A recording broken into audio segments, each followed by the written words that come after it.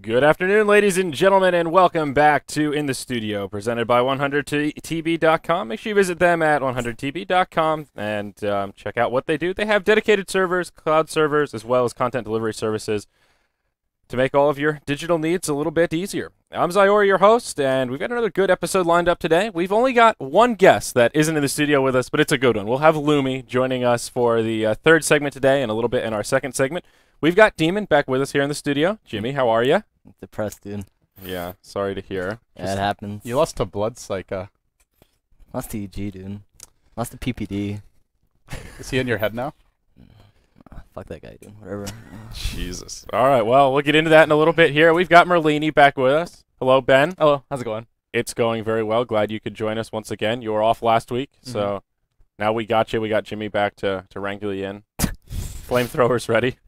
Jimmy's ready. And we've got LD, our Skype man today. Got to have a David on the Skype. Seems to be the good luck charm. I'm all about it. I'm on it. I got this shit on lock. Is that what I'm supposed to say? Something like that? Something like that. Confidence in your Skype skills, LD. So today we're gonna... I can Skype. Oh, I can Skype. I got a mean Skype. Today we're going to talk all things StarLadder. We're going to talk the new team that Fluff is a part of, and we're also going to talk everything TI4. Our whole second segment is going to be dedicated to the road to TI4. We're going to do some power rankings, talk about the format, and give our 2 cents. So first up, boys, let's talk a little bit of StarLadder. LD, you were on StarLadder EU coverage this morning. It was supposed to be an epic Navi day with 3 games. Turns out... Oh, it was epic. Turns out it was an epic singleton Epically game easy. kind of day. Jeez. So that really brings us to our first topic of discussion here, this idea of walkovers in StarLadder. It seems to be quite the epidemic, and you know what? Maybe we should talk about StarLadder EU and the possible scenarios here, because there's still one day to go. Yeah. StarLadder EU is still a mess. Alliance is not happy. StarLadder is probably not happy. Some of the teams that benefited from the walkovers might be happy, but basically what happened today was you had Insane, who couldn't field 5. It sounds like the roster's in disarray, so I consider that kind of like a special case. Teams reform. It happens. Sometimes you forfeit. But then you have Sigma, who has 5, apparently couldn't field a roster of 5 that didn't use too many stand-ins, so I guess they're changing their roster. I think they're disbanding. Or disbanding, potentially. So they just forfeited, flat out. And as a result, because they forfeit to Navi, Alliance now has a much tougher road. Because even if Alliance loses tomorrow, they'll still end up tied with Alliance, and they beat Alliance head-to-head. So in any tiebreak scenario, Navi will have the leg up. And they got there with, I think it was 3 forfeits. 2 today and 1 the other day. Yes. I believe that's correct. That sounds about right. At least 2 forfeits just today. Yeah, so. at least, yeah, there was one the other day as well. I forget who it was up against now, but yeah, they were a no-show. Yeah, there were. I think there was one the other day as well. So. Yeah. So the ideal scenario for all of you Alliance fans out there is if Navi win their one remaining match tomorrow, which is versus the retry, seems like pretty likely, and Roxkiss have their last match against Empire. And right now, Roxkiss and Empire are kind of battling out for those top seats. Hey, Jimmy. Just waving to them. Waving to all your fans out there.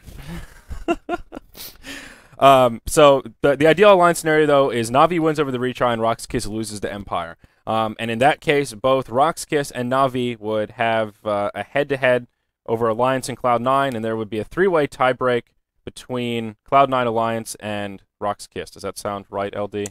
Well, I think if Navi wins tomorrow, they finish top 2. So they would not be involved in the tiebreak. It would be Roxkiss, Alliance, and Cloud9. Yes. And those teams are each 1-1 if you look at their head-to-head. So then it would go to a playoff. So that's the scenario you root for as an Alliance fan. Right, where they at least have a chance to play their way to make it into the top 4. Any other scenario, there's another scenario where they can just tie with Cloud9 for 4th place, but Cloud9 beat them. So Cloud9 would advance in that scenario.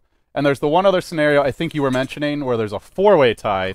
And in a 4-way tie, there's 2 teams that are 2-1. There's 2 that are 1 or 2, vying for 3 spots. I don't actually know what happens there. I think it should just go to a playoff for that last spot, at least, between the 2 teams. But it just gets messy, man. Group stages just get messy when it's all coming down to tiebreakers. 16 teams, round robin. This is not an easy tiebreak scenario to work out in our head. We only have a few games to go, but things are going to go down to the wire here for our last day. So just to give a recap of StarLadder in general, the truly global event will have DKIG hailing from the Chinese qualifier, MVP Phoenix from Korea, America EG, and then EU. It's looking like Empire is the only team that's completely safe. So we'll definitely see Empire, and then it will be either Navi, Roxkiss, Cloud9, or Alliance. Some mixture of those four teams for the last three slots. So shaping up for a pretty exciting StarLadder finals in Kiev. Yeah, I think MVP Phoenix is going to have a rough run of it, to put it mildly. Why are you looking at me? You played with them. No, they're legit, man. Yeah, they're legit. They're gonna take at least one game off someone. Bold predictions. They from took a Demon. game off someone at EMS. It was one of the weaker European teams, though. For what? That is pretty bold. What? They'll take one like, game off of someone. Who do you think they're That's most pretty likely bold. to take a game off? Who do you think they're gonna beat? A DK or IG seems like a real long shot. No, that's a long shot. No, that's impossible. It's gonna Empire? It's gonna be off. I say a chance against EG or one of the European teams. EG, Rockskiss, Cloud9. Those would be my top 3 for them to take a game off of. Mm-hmm. They're kind of unpredictable in a sense, but who knows? I think they will. I'm confident they will. Have you watched MVP Phoenix? I watch all their games. Really? Yeah. Do you still talk to them a lot and like help them out? I'm really familiar with them. I help them out on occasion, but March is always trying to bribe me to come back to Korea. But that easy Korean money is not enough. No. No. I don't do it for the money, Hildy. You do it for the Korean women? Do it for the fans. The passion, dude. The passion. The passion. The dedication. There you go. The hard work. So let's talk about walkovers in StarLadder a little bit. And this is one of these things when you get to the tail end of a group stage like this, the teams like, as we saw today, that know they're not going to make it into the top, they have very little incentive to finish out their last few matches. And from their perspective, it's no big deal. But for tournament organizers, it is kind of a big deal because when StarLadder pitches events like this to sponsors, they guarantee a certain amount of matches, a certain number of average hours of sponsorship logos and viewership, and also just the advertising revenue that's lost from these matches not getting streamed. LD, talk to us about it a little bit. What's StarLadder's take, perhaps, on the whole walkover? I imagine they're not too keen on these teams ditching out. They haven't said anything publicly, but if I'm StarLadder, I am furious because, like, okay, it's one thing if a team forfeits and neither team's in the running for the playoffs. Kind of sucks, not the biggest deal. But when a team forfeits, like Sigma forfeiting today against Navi, and it can have potential playoff repercussions, maybe even affecting another team's chance of getting into the playoffs, then you've got a problem. Especially if one of the teams that might be on the outs is a team like Alliance, who's got a lot of fans, a really big fan base, and just a lot of community support. So they kind of picked the wrong match to forfeit, I would say. Yeah. I think organizers are more likely to let it slide if it's not, like, okay, let's say it's Aware versus Relax. Neither team's going to make the playoffs. Neither team's a huge fan favorite. Sure, it sucks. You lose an hour of content. Not the biggest deal. But in this scenario, the way that I would look at it as an organizer is if you want people to take your tournament seriously, you have to put some penalties on them. Like, forfeiting one match, okay, but if you're forfeiting 2-3 matches, maybe they don't get to go to they don't get to play next season. They have to requalify. Yeah. Like, at some point, you just have to punish them for not respecting your event. But what about a scenario like a team is disbanded and you have a lot of internal conflicts within the team? How would you go about that? Well, there's no one to punish then, right? Because there's no team. Yeah. And I think that's what some of the teams are going through because TI4 qualifiers are coming up and teams are trying to make the best of a team and trying to reform and whatnot. Yeah, I mean, in theory, you can take, like, the captain or 2 or 3 of the players who are sticking together and say, like, you know what, you're biting the bullet for this one next season, but yeah, I don't know if you can go that far. But if a team is sticking together and just blows off your event to go play another one, then you got a big problem. Yeah. I think.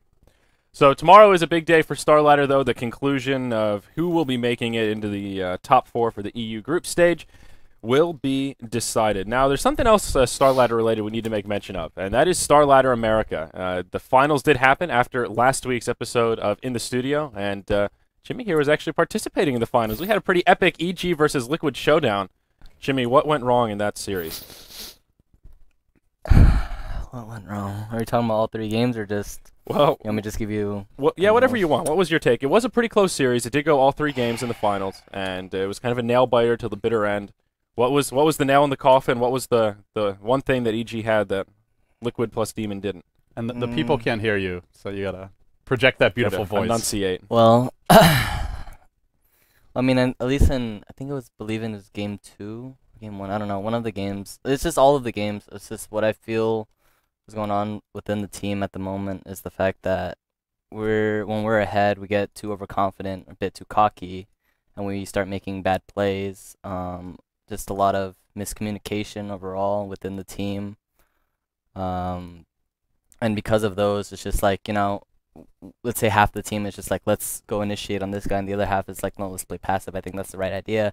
And because of that, we're stuck into an engagement, and once an engagement happens, is half the team is on the other side, and the other half is like fighting. We end up getting caught off, picked off because of it, and it's just, I think that's just the best way to summarize throughout all of these games. It's just a lot of miscommunication, and that's just something we're trying to fix, and hopefully we improve in the next couple of weeks if I make it onto the team. Yeah. So, what are the chances looking like here? Can you give us like an over/under, or is it likely that Demon will be the fifth member for Liquid? Is it still a total coin flip, or there? Well, it's a toss-up for myself too, and I'm debating whether or not I want to play professionally. Okay. But what would you do what's the if backup you plan? didn't play? Be a mercenary? so I guess so, man. I'm here with you today, aren't I? Just come in when EG has a match and try and slay them. BTS Demon, dude. And hopefully DK doesn't find a stand-in so I can just... they can hire me as well, and I can play for them in Kiev. All right. Well, that got some big shoes to fill there in Lamb. No, not really. I got this on You didn't see his Shaker at MLG? No, that was pretty legit, man. But yeah, like overall though, I think EG is just one of the stronger teams at the moment, and one of the strongest teams. And like to add on top of that, they're not even using Fear, and I mean I think Mason is one of the best stand-in players that they do have and that they can use at the moment. But the fact that Fear brings a lot of experience onto the team, and that they're not even at the full potential yet. So I mean, we can see how intimidating they are once he's back. We've seen a little chatter. I've seen some people say that EG should replace Fear with Mason. Do you still think Fear is the stronger player, or I think they're pretty equal? I think they are pretty equal in terms of skill. So maybe Mason could be a bit better, but what I said is Fear brings a lot of experience onto the team, and because of that, it's just Mason's never been to a LAN, for example. When it comes to LAN, like, can Mason actually handle the pressure? Like, Fear obviously can. He's been in the scene for over a decade, and ages, dude. That's crazy. I was like ages. But, yeah. Aeons even. So yeah, for StarLadder America, it was more than just an epic tournament, an epic final series. There was a mini debacle that went down. EG were under the impression that they would have a winner's bracket advantage. They did make it to the grand finals through the winner's bracket. They didn't lose a series. And one of the admins had claimed that they would have a one-game advantage going into the best-of-3 finals, which is like the biggest winner's bracket advantage I've ever heard of. That's you win one game and you're in. That's it. Well, yeah, I mean, like, I didn't even understand that. It's like, oh yeah, one game, you just need one. Like, if they had a winner advantage, if it was best of 5, it's understandable, it's reasonable. But the fact that it was best of 3, like one game, they only needed to win one game, and they're into the finals of Kiev, one of the biggest tournaments out there right now. Yeah, over $200,000 prize pool, and I thought that was ridiculous. And the fact, yeah, they made the rules before, but then you look at all the other qualifiers, like I don't know, like it was in Korea, China, there's no advantage. Yeah, and no winner's bracket advantage. And so we did check through the rules as well, and it was legit. Yeah, so. that was the big problem. It turns out the admin that had claimed that, he told everyone else he was just mistaken. There was no winner's bracket advantage, so EG were very disgruntled coming into that series. I remember that lobby chat vividly. There were some both teams were on tilt. First, Liquid was on tilt when they thought it was going to be potentially one game and they're out, and then EG was on tilt when they found out they had to win 2 out of 3. Yeah, that was one of those days you come downstairs like, oh, good, we've only got 1 or 2 games. Maybe it'll just be a quick 1-0. And 4 hours later, we're into that base race epic game 3, and it's just like, geez, what happened to today? LD after that cast was just like bright red face, no more words left. Just that was pretty epic. You casted. I had more words. Yeah, I always had more words. But yeah, that was an epic game. PPD Madio. I think he was pretty mad, actually. He tweeted that he said approaching maximum tilt. Yeah. Poor guy. So what is the correct format then? Is it 1-0 for best of 5? I think 1-0 best of 5. What about TI? Is where TI it's is at. not that format. So should TI change it, or is everyone else just trying to follow I don't TI? know. I mean, I see both sides of it, right? The reason why you don't want to have a winner's bracket advantage is because it makes the final series really epic. If you come in with a 1-game advantage, even in a best of 5, it's demoralizing. It's demoralizing, and if you have that finals that just ends in a quick 2-0, that's like the worst case scenario for a finals, and best case scenario being an epic 5 games and a fight till the bitter end, basically TI3 grand finals. That's an ideal finals scenario. So what is the right format, Jimmy? What do you think for a StarLadder like this? What would you have liked to see if you were making? You mean the qualifiers? Yeah, for the qualifier to get in. I believe it should have been a best of 5 and 1-game advantage for them. I think it would have been fair. Otherwise, like their other formats kind of similar, best of 3, no game advantage. I mean, there's only not that many teams in the American qualifiers. What about giving a first pick, first side advantage to the winners bracket team in a best? That's completely fine, because I do believe to an extent that when winner bracket do deserve an advantage. But the fact that the teams that do come from a loser bracket or from the lower bracket, they have to work hard for it because you play much more games. You play double, 2.5 times amount of the games, something like that, right? Yeah. You play double. You play double amount of the games, and it's just you really have to work your way up there. And then while the winner bracket, you just won 1 or 2 games and you're already there. So I mean, like I said, it honestly goes both ways. It's just however the tournament wants to go about it. I mean, honestly, double elimination is just like a worse spectator format from my point of view. Every tournament uses it because it gives you more games, more content. It keeps the big name teams in the tournament longer, even if they're not having a good run. And it's still not that difficult to follow, but why not single elimination? I mean, let's say like you're getting enough viewers, you're making enough money that from ads and from your other revenue, you're keeping your sponsors happy. Every game in single elim, you know the stakes. You lose, you're out.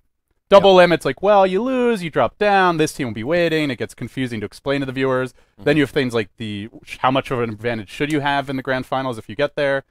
If you look at like almost any professional sport, especially in the U.S., the NFL, NCAA, the World Cup has group stages, and then it's just a straight bracket after that. So like almost any professional sport just uses single elimination. But I did like how there's 2 tournaments I really liked their format. MLG, for example, was a good one that they used. It was groups. Was it called group stage? Yeah. Yeah, it was like pool. They call pool play, I think. Pool play, and then every team, and then 4 teams. That. 4 teams advance. And another one was where I forgot what tournament was. Alliance won it in China. There was like G1, and then it was like 6 or 7 teams or something, and then whoever gets the most points advances automatically to the grand finals, and then like whoever has less amount of points. I think it was like 4 teams that advance, or 5 teams, and you play from like stage 1, stage 2, and then you meet the Alliance in the finals. Yeah, that's called the bubble race. So like if you're 5th, you play the 4th place team, and then the winner of that plays the 3rd place team, and it's just like a bubble that keeps. I like both of those formats because it's pretty much single elimination, and I think they have the right idea there. Yeah, that's interesting. The only thing with bubble race is it's like a little confusing, I guess, for people who haven't heard of it before. But once you get the hang of it, it's not that hard. The bracket is pretty visually simplistic, but I'm actually a big fan of simplicity. I hate it when there's a tournament that's like MLG used to be really bad about this with StarCraft, or they would have these like this epic pool play, and then pool play would move into a bracket, and then the bracket would be seeded based on pool play. Then there'd be another bracket after the top. It was just this like giant web, and you couldn't really digest what was going on. And I like, sort of like you mentioned, the NFL, when it's playoff time, it's just one game and you're out. It's pretty easy to understand. Now, the main argument against that is you've got a tournament like the International 4 or most major LAN tournaments. It's not just like first place gets money and everyone else gets nothing. It's like a staggered level of prizes. So in single elim, a lot of it can come down to luck who you play against early on. So if you play the first place team in the first round, you may finish like bottom 4, bottom 8, whatever the case is, and get like the minimum money or no money at all. But if there's only like prizes or something of value to be gained for first place, then single elim is perfect. So other argument is, in theory, group stage should give you proper seeding. So the team that goes 7-0 should be the 1 seed. They should play the worst seed. Yeah, the team that goes I don't know 5-3, 4-4, whatever. Ben, what do you think? I kind of like the more complicated formats. I think. Oh yeah. Yeah, the difference. Of course you do. Well, I think the difference between like 4 and 5 for StarLadder is a big difference. You either go to the lands or you get nothing, right? That's a really big difference, as opposed to a bubble race where like 5th seed has a slight disadvantage compared to 4th seed, and so on and so forth. And in international, like everyone gets money, so it's not as bad. But if you're looking at StarLadder or even TI3 group stage, right? The top 4 out of the 8 teams in each bracket, they advance to a winner's bracket, and bottom 4 advance to the loser's bracket. So they lose 1 round, they're out. And there's a really big difference between 4 and 5. And I think that's, I mean, you can't avoid it all the time, but at the same time, I do think that there should be like a slight advantage in between each of the seeds as opposed to one huge gap. Okay, that's fair enough. I see where you're coming from. So I don't think double elim's going anywhere, but yeah, I wouldn't mind a change. I don't like double elim. The tried and true format, it seems. So you wouldn't agree with it at TI either? It's just like the way the prize pool works. So there's so much money at TI. Like teams should have as many chances as possible, because one bad game for a team that's done well all tournament, like do they suddenly get no money, or the same money as a team that just had a worse group stage and has a tough opponent first round? Yeah. It's hard to say. Or opponent. It's about play styles too. So it's like this team is probably better than this, but because their play style is more superior than theirs, and it's just one team beats the other. That's true. So moving forward here, guys, we've got a couple last points we want to hit before we move into our Road to TI segment. Up next, not a huge discussion point, but Fluff and Stuff already back on that horse. No No wait time. He's going to be joining IX Mike on the Wild Witch Doctors, but they've got a new name. They're now the Sneaky Nyx Assassins. The SNA. It's Nah. X Mike, Fluff, SNA, Whitebeard. Whitebeard? Whitebeard, yeah, that's the fifth. I'm not familiar with Whitebeard. He was played on for old Fnatic Fnatic. NA. Well, Fluff needs to write a blog about this because I need to be more familiar with this team. Otherwise, no one will ever know. Yeah. Yeesh. Ouch. Well, he did do a video blog. Oh, he did? He had like an hour, well, not video, but audio blog. He had like an hour and a half interview with Epi. Oh. Epi does these things called Epi chats, where like he basically has like a really long, like in-depth conversation with people.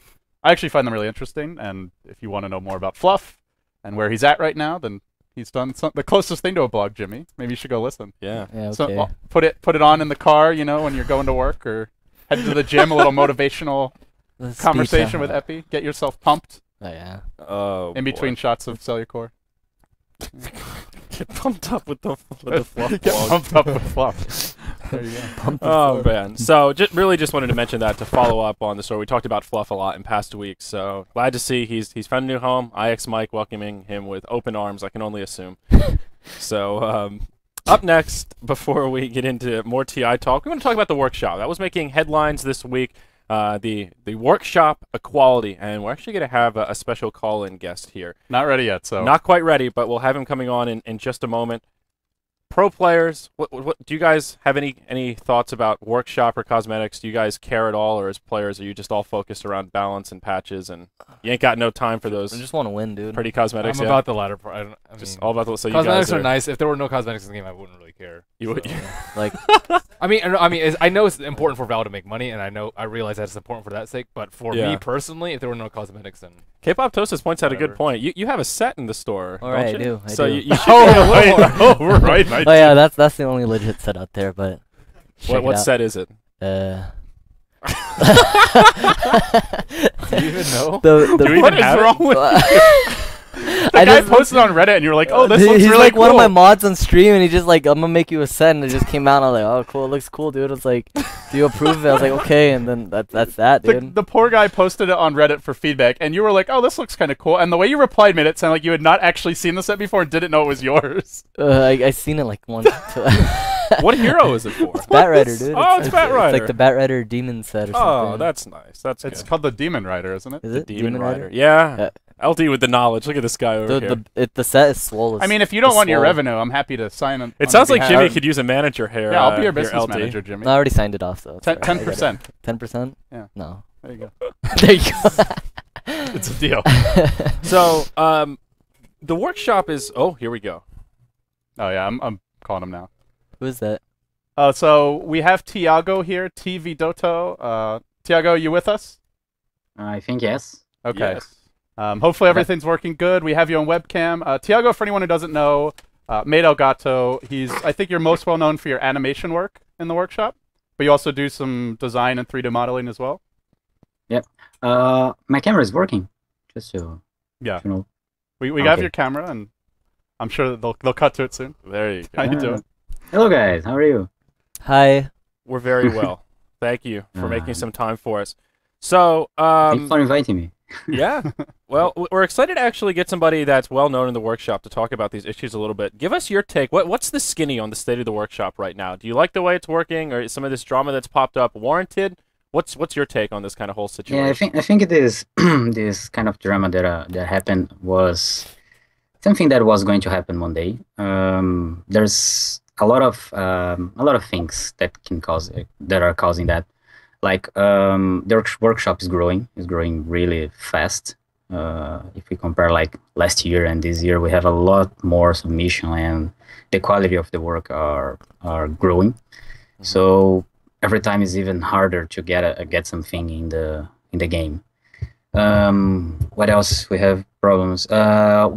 We experience some low level items, low quality items with bundle with tournaments. I'm using quotes here because quality is something that's personal, right? It's hard to maybe I like, maybe you don't. You cannot discuss that. It's like I don't know, religion. You cannot discuss that. Everyone have a personal taste. So some guys got a little mad with that. There's also some. It's not so. How can I say? The frequency of items getting in game are not as it used to be. So some guys are feeling that it's unfair. How can I say? It's not fair. It's not fair because it's a competition and it's not always related to quality. Sometimes it's what the last word is always from Valve, right? So sometimes they want we want a set for a Void. What we have for a Void, and there is nothing new, just something old. And maybe there's a lot of other sets really good for, I don't know, Legion Commander, Pudge, and something like that, but they're not getting added because they want something for Void. It's it sounds a little unfair because some months ago, I think, it was quite normal that the top sets were getting game. And it's kind of not happening every time. So that's one of the reasons. I wrote some things okay that I should not forget. Another thing that happened too and caused this thing, a lot of people create expectation with the workshop. Some guys like me just work on the workshop, just do things for Dota. And it's a little hard, it's a little frustrating when you work like for months and all your work is ignored or rejected. So it's kind of it's demotivational, you know. And a lot of all those things together kind of created this bad mood on the guys. What else? We had the problem with that guy selling votes, right? The Empire Heavens that doesn't work for Empire but have the name Empire. And the Workshop Mafia. Yeah. Yeah, the Workshop Mafia, yeah. And what else? Have you had any dealings with him out of curiosity? Has Heaven ever offered you many upvotes in exchange for some favors? No, he never talked with me, but when everyone discovered about this guy, I added him on Twitter to know what is happening, and he added me back, and oh my god, he's going to try to talk with me, but no, never. But that's a good discussion about what's the point that is it wrong to do on the workshop? So because I guess like some of the comments I have seen that got the most traction from the community was one, like Valve is not treating people equally. So for example, if you're like TV Dota or you're Anuxi or you're just one of the other big workshop creators, you have an easier time getting Valve's ear. They have special mailings where they'll explain stuff to you. I know in some cases, like their guidelines are out of date. We decided we wanted to make an HUD for BTS, and this was like 4 or 5 months ago, and the guidelines were way out of date. They had added stuff like load screens as functionality, but the guide didn't explain it, and I'm just, I don't know anything about the workshop, so I was just stumbling through like an idiot, and had to I think I eventually asked you and some other people, and I got pointed in the right direction, but not everyone has, knows people who are bigger names in the workshop, so I think one area where there's the biggest concern is just communication line to Valve. Not everyone has the same. And then I guess the second area is kind of tournament bundling. It's like a special case.